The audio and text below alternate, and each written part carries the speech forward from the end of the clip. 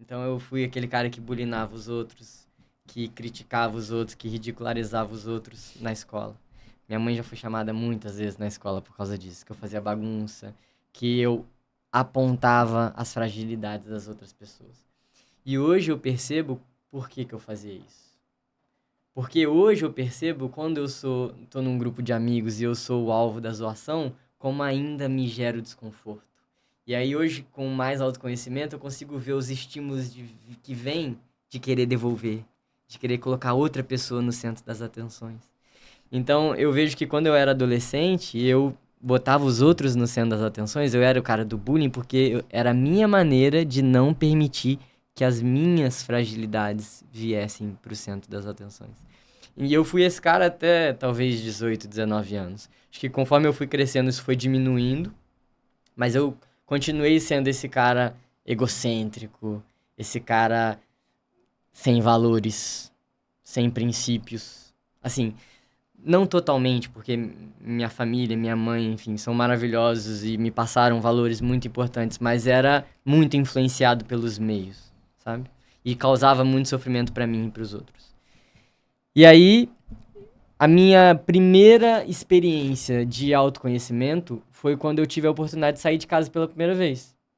Então, eu, quando estava na faculdade, fui aprovado para fazer um intercâmbio do governo federal, um programa do governo federal chamado Ciências Sem Fronteiras, que o governo me patrocinou, me deu uma bolsa para ir morar em Dublin, fazer um ano de engenharia lá, que era o que eu estudava. E eu morava na casa da minha mãe até então foi minha primeira oportunidade de sair de casa. E quando eu cheguei em Dublin, sem conhecer ninguém, ainda não falava inglês tão bem, então eu estava num país desconhecido, numa cidade desconhecida, falando uma língua que era mal ou bem desconhecida, eu parei e pensei assim, e agora? O que eu faço? E aí comecei a ficar sozinho por um tempo, porque até fazer amigos e passa um tempo sozinho. E eu até então nunca tinha ficado sozinho. Quantas pessoas vocês conhecem que nunca ficaram sozinhos? Que evitam ficar sozinho o tempo todo, que evitam o silêncio, que era o que a gente estava falando. Então eu tive que ficar sozinho. E aí eu comecei a apreciar um pouco mais a minha própria companhia. Claro que não foi do dia pra noite, mas comecei a entrar nesse caminho.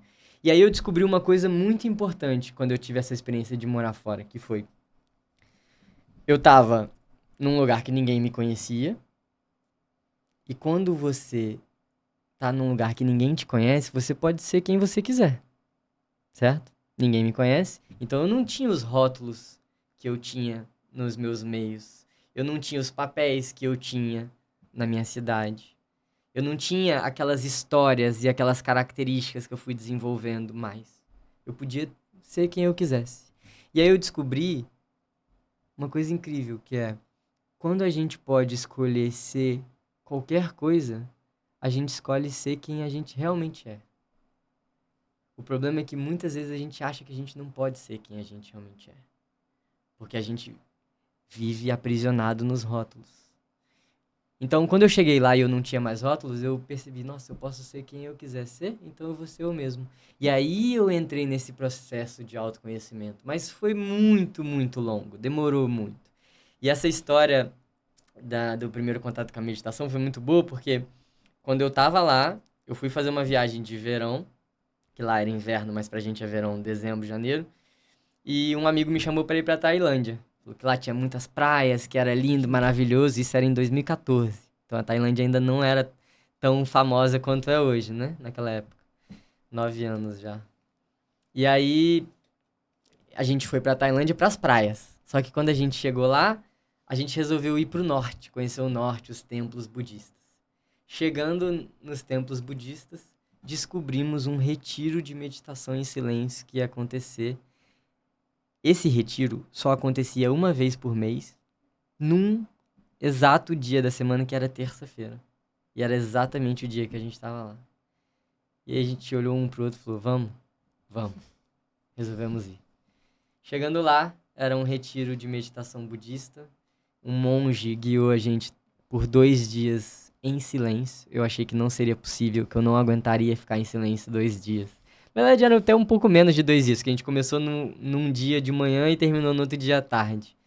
2 dias em silêncio, aprendendo a meditar, que eu achava que eu Sim, 2014 para 2015, Marco na Tailândia, no norte da Tailândia, fazendo meditação em silêncio.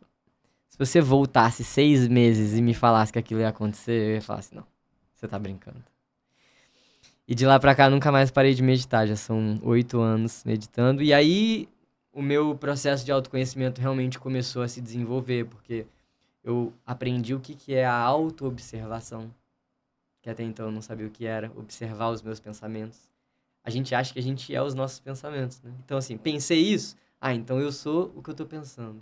E aí, muitas vezes, me identifico com esse pensamento. Então, pensei que eu quero falar assim, que eu quero agir assim, vou e falo assim, vou e ajo assim.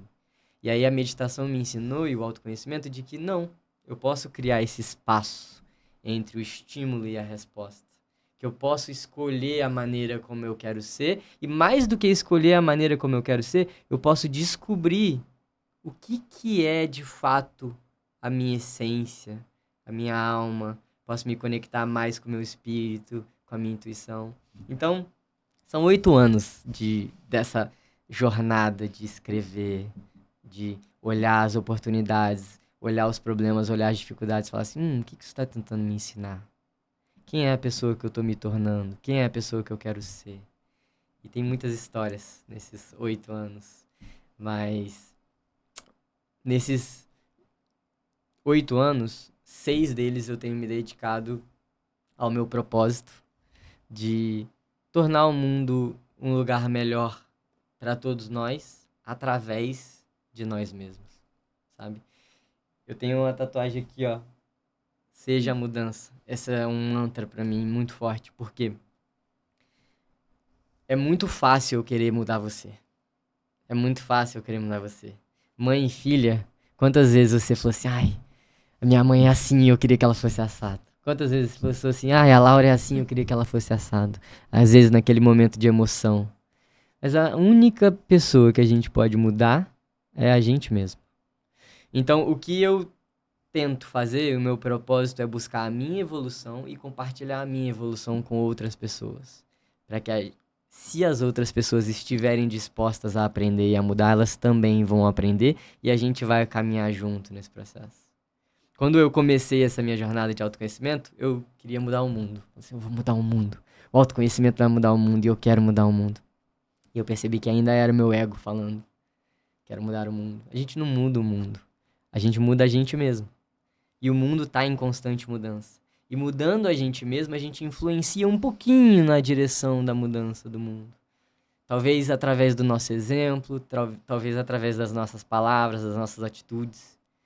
Mas hoje eu já não tenho mais esse objetivo egoísta de mudar o mundo, sabe? Eu quero fluir com o mundo. Eu acho que isso é o mais importante. Adorei.